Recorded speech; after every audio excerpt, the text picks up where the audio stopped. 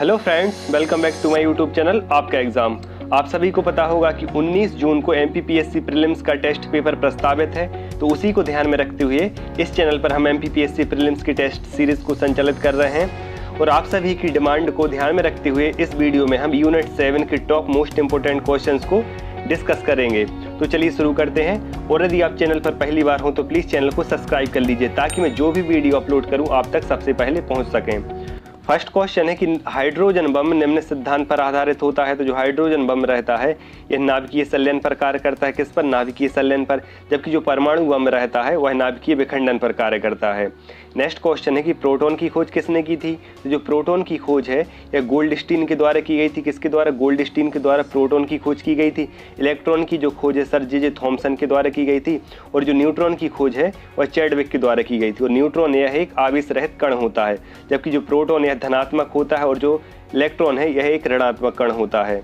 Next question देखेंगे कि आधुनिक आवर्त नियम के अनुसार होता है। यहाँ आधुनिक आवर्त नियम है यह मोसले द्वारा प्रस्तावित किया गया था। किसके द्वारा? मोसले द्वारा इसे प्रतिपादित किया गया था। किसे? आधुनिक आवर्त नियम को।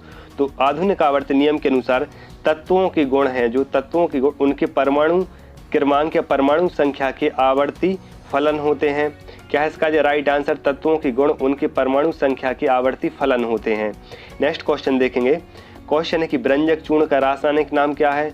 ब्रंजक चूर्ण का रासायनिक नाम पूछा गया है। तो जो ब्रंजक चूर्ण रहता है इसका रासायनिक नाम कैल्शियम ऑक्सीक्लोराइड है। क्या? Calcium oxychloride. यदि हम इसके रासायनिक सूत्र की बात करें तो CaOCl2 यह इसका रासायनिक सूत्र होता है। और इसका जो उपयोग रहता है पानी को फिल्टर करने के लिए किया जाता है।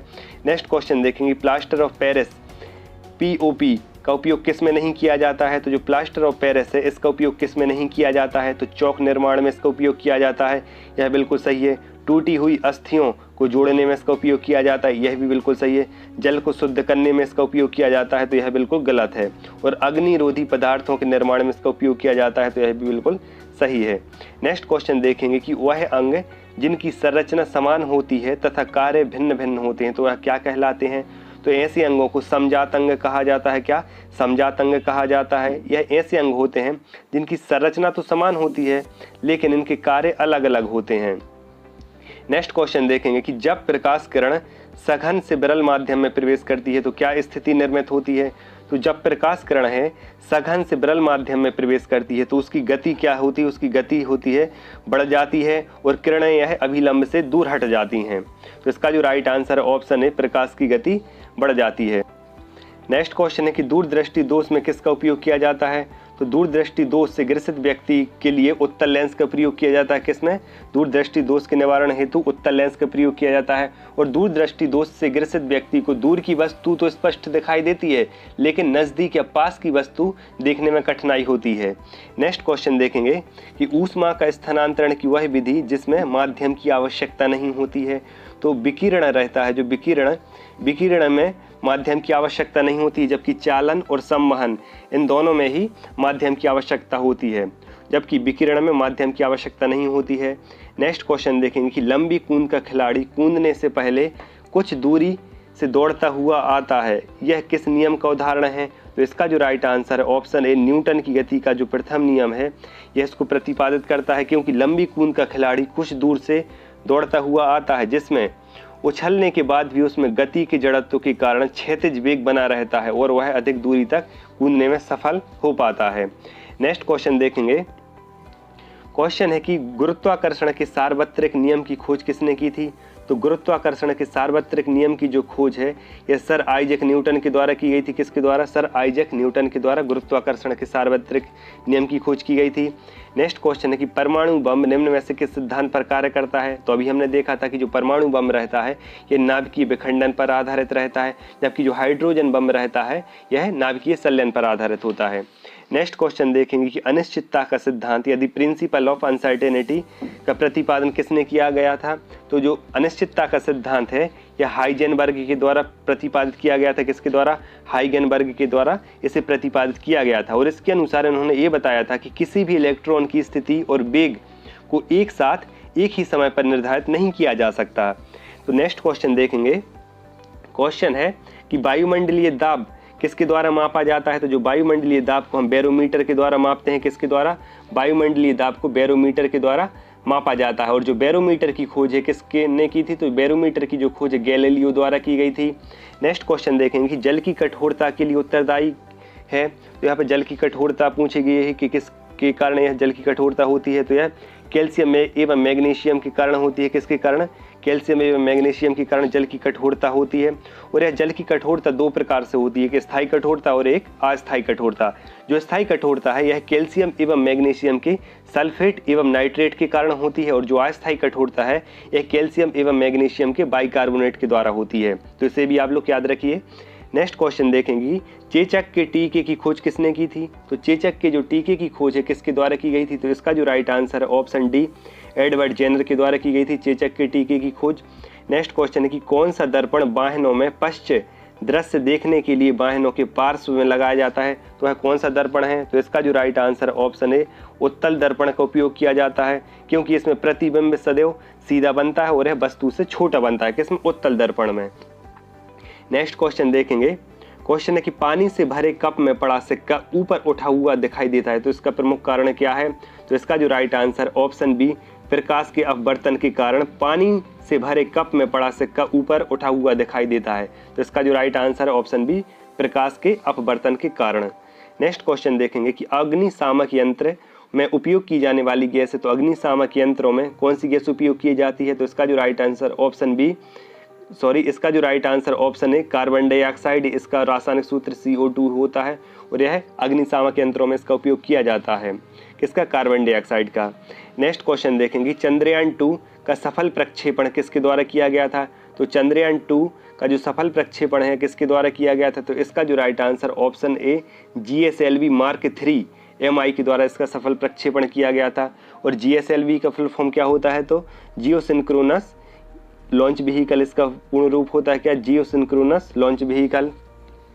नेक्स्ट क्वेश्चन देखेंगे, क्वेश्चन है कि पर्यावरण से अभिप्राय क्या है, तो पर्यावरण की यहाँ पे परिभाषा पूछी गई है कि भूमि, जल, वायु, पौधे एवं पशुओं की प्राकृतिक दुनिया जो इनके चारों ओर अस्तित्व में है, तो यह इसका राइट आंसर है।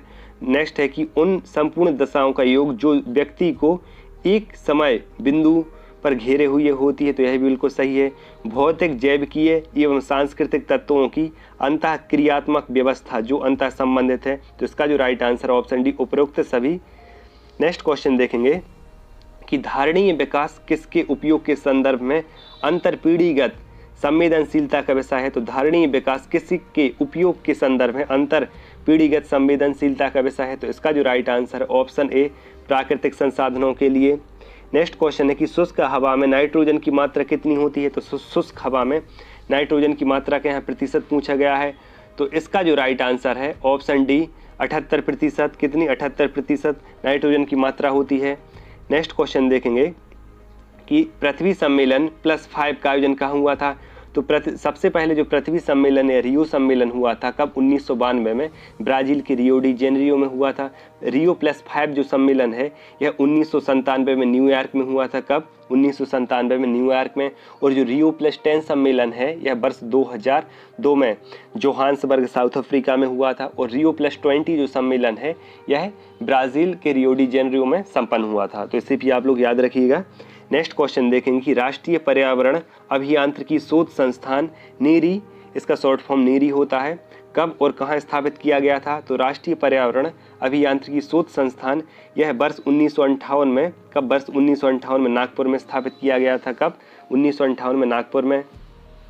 नेक्स्ट क्वेश्चन देखेंगे कि नगरीकरण एवं औद्योगिकरण किस लिए हानिकारक हैं, तो इसका जो राइट आंसर उपरोक्त सभी के लिए, हम एक एक करके देखेंगे कि संतुलित विकास के लिए, पर्यावरण एवं पारिस्थितिकी के लिए, जैव विविधता के संरक्षण के लिए नगरीकरण एवं औद्योगिकरण हानिकारक होता है।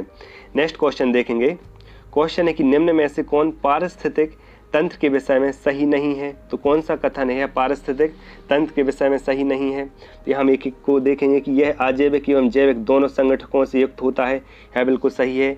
इसकी अपनी स्वयं की उत्पादकता होती है, यह भी बिल्कुल सही है। यह एक बंद तंत्र है, तो यह गलत है, क्योंकि पारिस्थितिक तंत्र यह एक खुला तंत्र होता है और यह प्राकृतिक संसाधन तंत्र होता है, तो यह भी बिल्कुल सही है। नेक्स्ट क्वेश्चन देखेंगे कि इकोसिस्टम के संबंध में निम्न में से कौन सा कथन सत्य है। तो यहाँ सत्य कथन पूछा गया है। तो इसमें फर्स्ट ऑप्शन है कि प्राथमिक उपभोक्ता पर न्यूनतम रूप से आश्रित होते हैं, तो यह बिल्कुल गलत है। सेकंड ऑप्शन है कि प्राथमिक उपभोक्ता उत्पादकों से संख्या में अधिक होते हैं, तो यह बिल्कुल गलत है, क्योंकि उत्पादकों की अधिक संख्या होती है, ना कि प्राथमिक उपभोक्ताओं की। नेक्स्ट है कि उत्पादक प्राथमिक उपभोक्ता से अधिक हैं, तो यह भी बिल्कुल सही कथन है कि उत्पादक रहते हैं यह प्राथमिक उपभोक्ता से अधिक हैं। और इसमें लास्ट ऑप्शन है कि द्वितीयक उपभोक्ता अधिकतम होने के साथ साथ बहुत ही शक्तिशाली हैं, तो यह बिल्कुल गलत कथन है। नेक्स्ट क्वेश्चन देखेंगे कि पारिस्थितिक तंत्र में जैविकीय या जैविक घटकों में कौन उत्पादक घटक है। तो इसमें हरे पौधे रहते हैं, यह उत्पादक के अंतर्गत इनको सम्मिलित किया जाता है, किनको, हरे पौधों को। नेक्स्ट क्वेश्चन है कि पारितंत्रों की घटती उत्पादकता के क्रम में उनका निम्नलिखित में से कौन सा अनुक्रम सही है।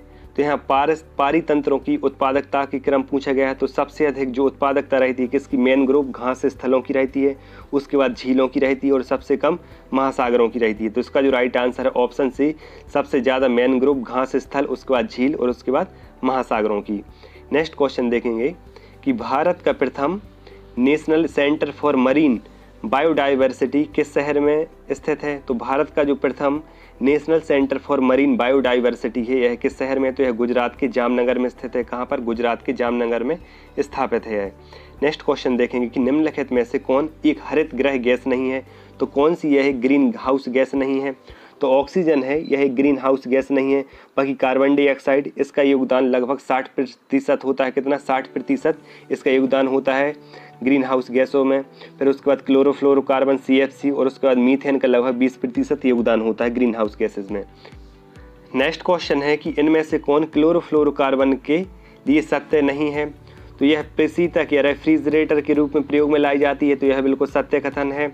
नेक्स्ट है कि यह ग्रीन हाउस प्रभाव में योगदान नहीं देती है, तो यह बिल्कुल गलत है, क्योंकि यह ग्रीन हाउस गैसों में अपना योगदान देती है। नेक्स्ट है कि यह समताप मंडल में ओजोन परत घटाने में उत्तरदायी होती है, तो यह बिल्कुल सही कथन है। और यह निचले वायुमंडल में अति क्रियाशील है, तो यह बिल्कुल सही कथन है। नेक्स्ट क्वेश्चन है कि यहाँ कथन और कारण पूछा गया है। तो कथन में पूछा गया है कि एल्यूमिनियम एक हरी धातु है, तो यह बिल्कुल सही है। और कारण पूछा गया है कि वह लकड़ी का स्थान लेकर वनों को बचाती है, तो यह किसी भी प्रकार से लिंक नहीं है। तो इसका जो राइट आंसर है ऑप्शन डी, ए सही है परंतु आर गलत है। क्या इसका राइट आंसर ए सही है परंतु आर गलत है। नेक्स्ट क्वेश्चन देखेंगे कि भारत में वन्य जीव संरक्षण अधिनियम किस वर्ष लागू किया गया था। तो भारत में वन्य जीव संरक्षण अधिनियम किस वर्ष लागू किया गया था। तो इसका जो राइट आंसर है ऑप्शन सी है। कब किया गया था, 9 सितंबर 1972 को लागू किया गया था। कब, 9 सितंबर 1972 को लागू किया गया था।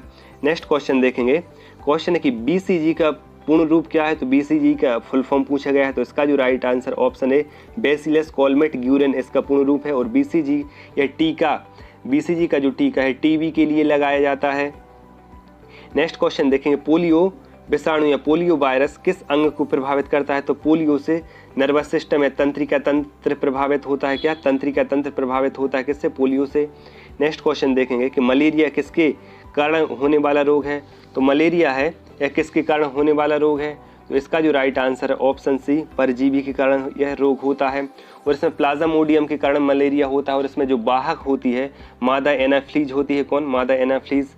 नेक्स्ट क्वेश्चन देखेंगे कि प्रारंभिक शिक्षा हेतु राष्ट्रीय पोषण सहायता योजना के नाम से पायलट प्रोजेक्ट के रूप में प्रारंभ में कौन सी योजना है। तो इसका जो राइट आंसर है option C, mid day meal योजना है या पायलट प्रोजेक्ट के रूप में प्रारंभ की गई थी।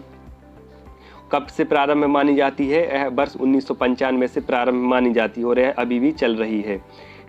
नेक्स्ट क्वेश्चन है कि विटामिन सी का रासायनिक नाम क्या है। तो विटामिन सी का रासायनिक नाम एस्कार्बिक एसिड है। क्या, एस्कार्बिक एसिड है।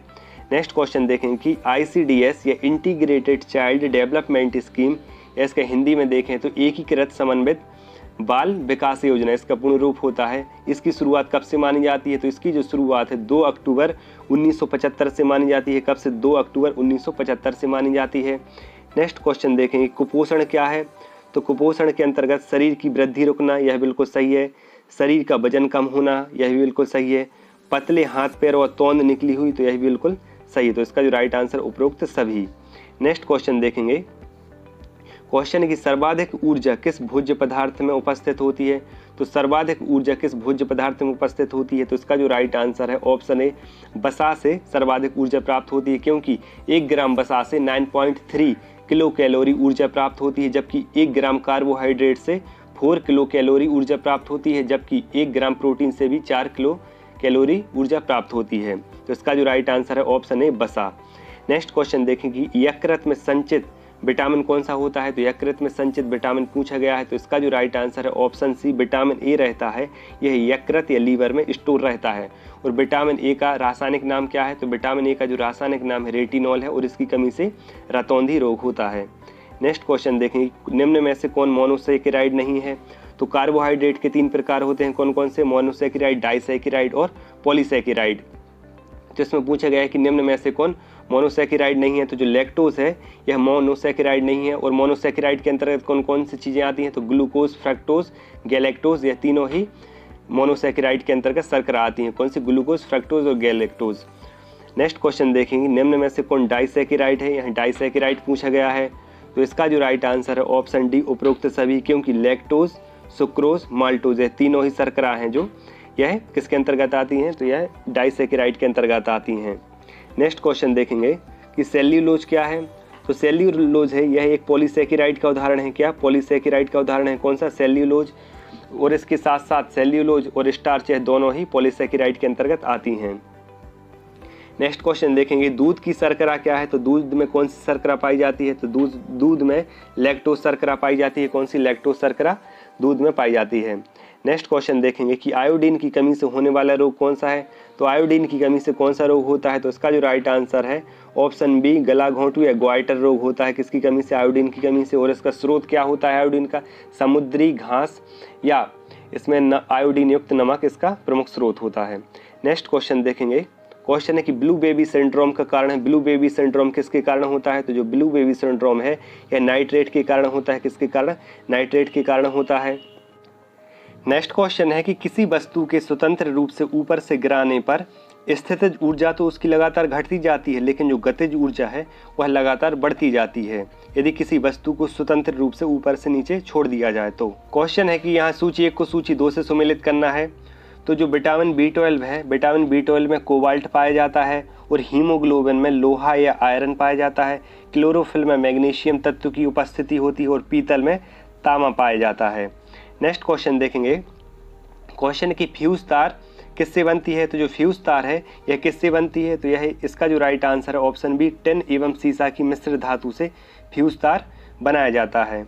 नेक्स्ट क्वेश्चन देखेंगे कि यहाँ पे सूची 1 को सूची 2 से सुमेलित करना है। तो जो लैक्टिक एसिड है, लैक्टिक एसिड किस में पाया जाता है? तो इसका जो राइट आंसर है ऑप्शन सी, मतलब दूध में उपस्थित होता है लैक्टिक एसिड।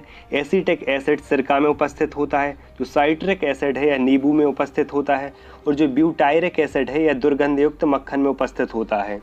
नेक्स्ट क्वेश्चन देखेंगे, क्वेश्चन है कि फलों का मधुर स्वाद किसके कारण होता है? तो जो फ्रक्टोज होता है, इसे फ्रूट शुगर भी बोलते हैं। किसके लिए? फ्रक्टोज को। तो यह फलों का मधुर स्वाद इसके कारण होता है। किसके कारण? फ्रक्टोज के कारण। नेक्स्ट क्वेश्चन है कि सिरका होता है। तो सिरका जल में एसिटिक एसिड का 5% विलयन सिरका होता है। क्या? जल में यदि एसिटिक एसिड का 5% विलयन कर दिया जाए तो उसे सिरका कहते हैं। नेक्स्ट क्वेश्चन देखेंगे कि यहाँ पर वन्य प्राणी और क्षेत्र दिए गए हैं। तो जो नीले मीन पक्ष वाली महासीर मछली है, एक प्रजाति है नीले मीन पक्ष वाली जो महासीर मछली है, यह कावेरी नदी घाटी में पाई जाती है। बिल्कुल सही है। नेक्स्ट है कि इरावती डॉल्फिन यह चंबल नदी में पाई जाती है। तो यह बिल्कुल गलत है कि जो इरावती डॉल्फिन है यह मुख्य रूप से बंगाल की खाड़ी में पाई जाती है। और नेक्स्ट है कि मोरचाभ रष्टी चित्तीदार जो बिल्ली है यह पूर्वी घाट पर पाई जाती है। तो यह भी बिल्कुल सही है। तो इसका जो राइट आंसर है ऑप्शन सी, 1 और 3 सही है। नेक्स्ट क्वेश्चन देखेंगे कि प्रकाश संश्लेषण होता है। तो प्रकाश संश्लेषण होता है यह पादप कोशिकाओं में हरित लवक में होता है। कहाँ पर? यह एक तो पादप कोशिका में होता है और यह हरित लवक में होता है। प्रकाश संश्लेषण है फोटोसिंथेसिस। नेक्स्ट क्वेश्चन देखेंगे, पीतल क्या है? तो पीतल यह एक मिश्र धातु है, और इसमें जो तावा और जस्ता यह दोनों से मिलकर बनी होती तावा एवं जस्ता। इसमें तावा का प्रतिशत यदि हम देखें तो 70%, और यदि जस्ता देखें तो लगभग 30% इसमें पाया जाता है। नेक्स्ट क्वेश्चन देखेंगे कि प्रेशर कुकर में दाल चावल आदि जल्दी पक जाते हैं, क्योंकि जल का जो क्वथनांक होता है बढ़ जाता है, इसलिए प्रेशर कुकर में दाल चावल अधिक या जल्दी पक जाते हैं, क्योंकि जल का जो क्वथनांक है बढ़ जाता है। नेक्स्ट क्वेश्चन देखेंगे कि अधिक ऊंचाई पर पर्वतारोहियों की नाक से खून क्यों आने लगता है। तो अधिक ऊंचाई पर पर्वतारोहियों की नाक से खून क्यों आने लगता है, तो इसका जो राइट आंसर है, क्योंकि वायुमंडलीय दाब कम हो जाता है, वायुमंडलीय दाब कम हो जाता है एवं रक्तदाब अधिक हो जाता है, इसलिए जो नसें रहती हैं वो फट जाती हैं, इसलिए नाकों से खून आने लगता है। नेक्स्ट क्वेश्चन देखेंगे कि थुम्बा रॉकेट प्रक्षेपण केंद्र कहाँ स्थित है। तो थुम्बा रॉकेट प्रक्षेपण केंद्र है, यह केरल की राजधानी तिरुवनंतपुरम में स्थित है। कहाँ पर? तिरुवनंतपुरम में स्थित है। नेक्स्ट क्वेश्चन देखेंगे इसरो की स्थापना कब हुई थी। तो इसरो की स्थापना है यह 1969 से मानी जाती है। कब? 1969 में इसरो की स्थापना हुई थी। नेक्स्ट क्वेश्चन देखेंगे कि भारतीय उपग्रह GSAT-7 किससे संबंधित है। तो भारतीय उपग्रह GSAT-7 है, यह सैन्य संचार हेतु बनाया गया था। किसके लिए? सैन्य संचार हेतु बनाया गया था GSAT-7। नेक्स्ट क्वेश्चन देखेंगे, क्वेश्चन है कि कृत्रिम उपग्रह पृथ्वी के चारों ओर परिक्रमा करता है तथा पृथ्वी पर नीचे नहीं गिरता है, क्योंकि पृथ्वी का आकर्षण। तो यहाँ पे पूछा गया है कि जो कृत्रिम उपग्रह रहते हैं यह पृथ्वी के चारों ओर परिक्रमा करते हैं और यह पृथ्वी पर नहीं गिरते। तो इसका मुख्य कारण क्या है? तो इसका जो राइट आंसर है ऑप्शन डी, उसकी गति के लिए आवश्यक त्वरण प्रदान करता है पृथ्वी का आकर्षण। नेक्स्ट क्वेश्चन देखेंगे, क्वेश्चन है कि क्रायोजेनिक इंजनों का अनुप्रयोग होता है। क्रायोजेनिक इंजन का कहाँ पर इसका उपयोग होता है? तो इसका जो right answer option C, rocket technology या रॉकेट प्रौद्योगिकी में क्रायोजेनिक इंजन का प्रयोग किया जाता है। नेक्स्ट क्वेश्चन देखेंगे, क्वेश्चन है कि DRDO का पूर्ण रूप क्या है। तो DRDO का पूरा नाम पूछा गया है, तो defence research and development organisation, यह इसका पूरा नाम है। जैसे हिंदी में देखें तो रक्षा अनुसंधान एवं विकास संगठन इसका पूरा नाम है। और इसकी यदि हम स्थापना की बात करें तो वर्ष 1958 में DRDO की स्थापना हुई थी। नेक्स्ट क्वेश्चन है कि संचार उपग्रह कौन सा है। तो संचार उपग्रह पूछा गया, तो जो इनसैट है ये एक संचार उपग्रह है। कौन सा? इनसैट। नेक्स्ट क्वेश्चन देखेंगे, क्वेश्चन है कि किस उपग्रह को आई इन दी स्काई कहा जाता है। तो जो कार्टोसैट है, कार्टोसैट को आई इन दी स्काई कहा जाता है। और कार्टोसैट अंतरिक्ष से तस्वीरें लेने के लिए बनाया गया है, इसलिए इसे आई इन दी स्काई कहा जाता है। नेक्स्ट क्वेश्चन देखेंगे, क्वेश्चन है कि गगन क्या है। तो इसका हम पूरा नाम यदि हम देखेंगे तो GPS added geo augmented navigation, यह इसका पूर्ण रूप है। और यह क्या है? तो यह एक नौवहन उपग्रह है जिसका जो विकास है किसके द्वारा किया गया था। तो जो गगन का विकास है यह इसरो तथा AAI या एयरपोर्ट अथॉरिटी ऑफ इंडिया के द्वारा इसका विकास किया गया था। नेक्स्ट क्वेश्चन देखेंगे, क्वेश्चन है कि भारतीय सुदूर संवेदन संस्थान कहाँ पर स्थित है। तो भारतीय सुदूर संवेदन संस्थान कहाँ पर स्थित है। तो इसका जो राइट आंसर ऑप्शन है देहरादून उत्तराखंड में स्थित है। कहाँ पर? देहरादून उत्तराखंड में भारतीय सुदूर संवेदी संस्थान स्थित है। नेक्स्ट क्वेश्चन देखेंगे, क्वेश्चन है कि भारतीय अंतरिक्ष अनुसंधान संगठन इसरो का उपग्रह केंद्र कहाँ पर स्थित है। तो इसरो का जो उपग्रह केंद्र है कहाँ पर स्थित है। तो इसका जो राइट आंसर है ऑप्शन डी, बेंगलुरु कर्नाटक में स्थित है। कहाँ पर? बेंगलुरु कर्नाटक में इसरो उपग्रह केंद्र स्थित है। नेक्स्ट क्वेश्चन देखेंगे कि भूस्थैतिक कक्षा में स्थापित उपग्रह हैं। तो भूस्थैतिक कक्षा में स्थापित उपग्रह कौन से होते हैं। तो यह पृथ्वी से हमेशा एक ही स्थान पर दिखाई देते हैं, क्योंकि भूस्थैतिक कक्षा होती है यह लगभग पृथ्वी की सतह से 36,000 किलोमीटर इसकी ऊंचाई होती है। और इसमें जो स्थापित उपग्रह होते हैं इनकी जो गति एवं इनकी जो दिशा होती है वह पृथ्वी के समान ही होती है, अर्थात यह पश्चिम से पूर्व की ओर गति करते हैं, पृथ्वी की गति के समान। तो यह पृथ्वी से हमेशा एक ही स्थान पर दिखाई देते हैं और इनका जो समय रहता है पृथ्वी के अनुसार ही रहता है, अर्थात यह 24 घंटे में एक बार चक्कर लगाते हैं। नेक्स्ट क्वेश्चन देखेंगे, क्वेश्चन है कि IIST का पूरा नाम क्या है। तो IIST का पूरा नाम पूछा गया है, तो Indian institute of space science and technology, यह इसका पूरा नाम है। और इस संस्थान कहाँ पर स्थित है। तो यह तिरुवनंतपुरम में स्थित है। कहाँ पर? जो IIST संस्थान है यह तिरुवनंतपुरम केरल में स्थित है। नेक्स्ट क्वेश्चन देखेंगे कि सत्यभामा बेट क्या है। तो सत्यभामा बेट यह एक शैक्षणिक उपग्रह है। क्या है? यह एक शैक्षणिक उपग्रह है। क्या? सत्यभामा बेट। नेक्स्ट क्वेश्चन देखेंगे कि भारतीय अंतरिक्ष कार्यक्रम के जनक कौन है। तो भारतीय अंतरिक्ष कार्यक्रम के जनक कौन या किसे माना जाता है। तो इसका जो राइट आंसर ऑप्शन है विक्रम साराभाई को भारतीय अंतरिक्ष कार्यक्रम का जनक माना जाता है। किसे? विक्रम साराभाई को। Thanks for watching. वीडियो पसंद आया हो तो प्लीज़ वीडियो को लाइक कीजिए और यदि आप चैनल पर पहली बार हो तो प्लीज़ चैनल को सब्सक्राइब कर लीजिए ताकि मैं जो भी वीडियो अपलोड करूं आप तक सबसे पहले वो वीडियो पहुंच सकें। मिलते हैं नेक्स्ट वीडियो में, तब तक के लिए धन्यवाद। और यदि आपको जिस भी यूनिट में प्रॉब्लम जा रही हो, जिस भी यूनिट का आप लोग वीडियो चाहते हैं, प्लीज़ कमेंट बॉक्स में ज़रूर बताइए। धन्यवाद।